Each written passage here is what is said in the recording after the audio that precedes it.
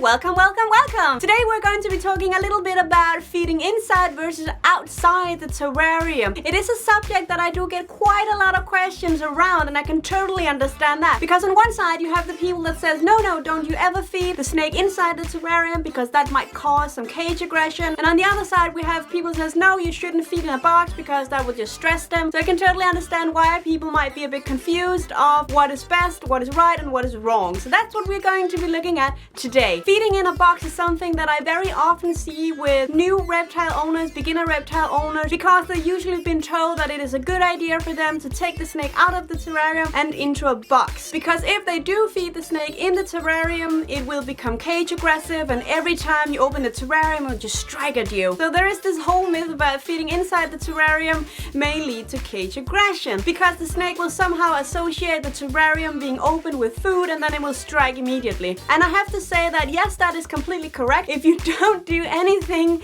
with your snake, if you don't clean the water, if you don't take it out to handle, if you only open the terrarium to feed, then yes, maybe your snake will associate that with feeding. But the fact that you do all these other things, change the water, take it out for handling, the snake does not associate the terrarium being opened with that, because then every time you open it, of course it would attack you. I myself personally prefer to feed inside the terrarium. It's so much easier, so much faster, because I have so many snakes, so it's just a lot more easier for me to do that. When I began in the reptile hobby, I actually did use to feed in this feeding box, but I stopped doing that because first of all, you are in the risk of stressing your snake. The snake might associate you handling it with food. If you only take it out when it's supposed to eat, then it will go into this feeding mode, and whenever you take it out, you will be in the high risk of getting a bite because the snake is expecting to eat. And it's not good for your snake that you handle it right after it's eaten, because you are in the risk of the snake regurgitating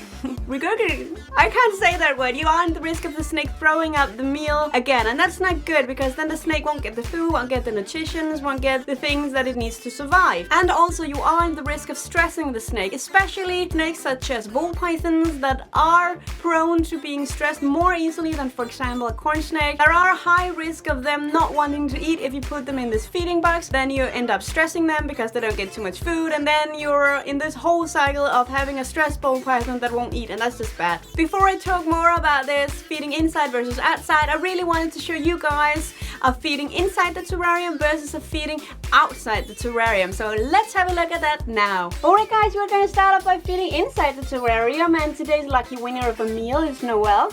You probably already know Noel, my 1-year-old male ball python, a blue-eyed leucistic, and as you can see, Noel is so ready to eat. When I feed in the terrarium, I always use a tweezer, because that way I will minimize the risk of me getting a bite in my hand. Noel is so ready, as you can see, he's coming towards the camera. There he is. Alright, let's see if he's ready. I'm just gonna... There. Noel, you ready to eat? Let's see.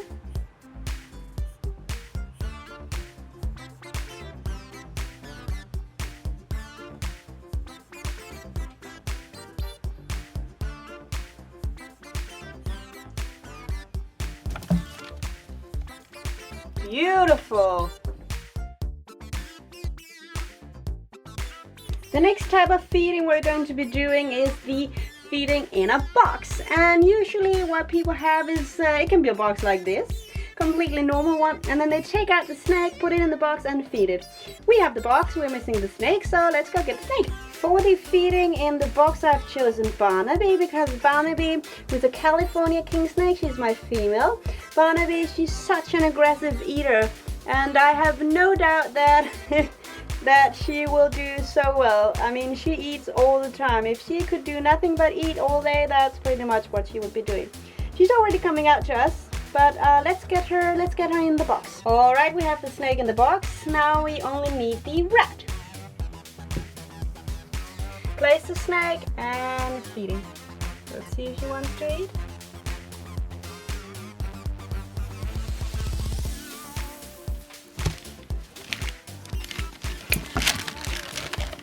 Oh, she definitely did. And Archibald's coming to say hi. Hey, sweetie. Hey, mama's boy.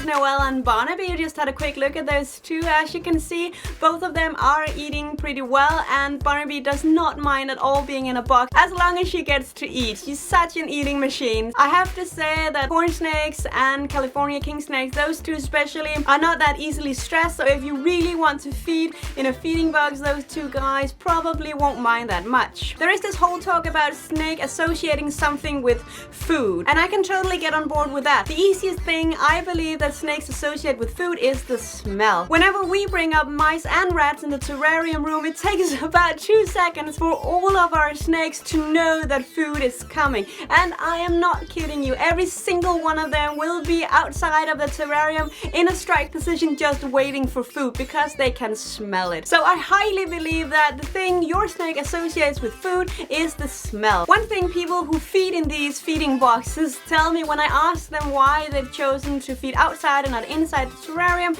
is because they say they're a bit afraid that the snake will swallow the substrate. I can totally understand that because you would think that it's not good for the snake, and of course it shouldn't be eating it on a daily basis. But what I have read is that it does not matter that much, because snakes in the wild, when they kill something, a rodent or something like that, and then they start to eat it, of course there will come some stuff from the woods inside their mouth as well. So the snake should be fully capable of digesting any substrate that should be stuck on the rat or mice. But I can totally understand why you would prefer to feed them without the substrate as well. All in all, I have to say that I can totally see the pros and cons. Mostly there is only cons of feeding in a feeding box, because you are in the risk of stressing, you are in the risk of a bite, and you are in the risk of them throwing up the meal because you handle them right after. As long as you don't only open the terrarium for the feeding, you should have no trouble with this thing called cage aggression. I've never ever experienced it myself, so I really do think that it is a personal choice whether or not you would feed inside or outside the terrarium. But the fact is that there are more cons for feeding outside than there is of feeding inside. Guys, I'm really curious. Let me know if you feed inside or outside the terrarium, and please write why as well. I'm so excited to hear about it. Please give the video a like so I know that you like what I make. It really does mean a lot to me. And also, while you're at it, just hit subscribe on that channel. Do remember we have a Facebook group now, and if you haven't joined us yet, please come and do. We debate all sorts of interesting things, and I often ask questions in there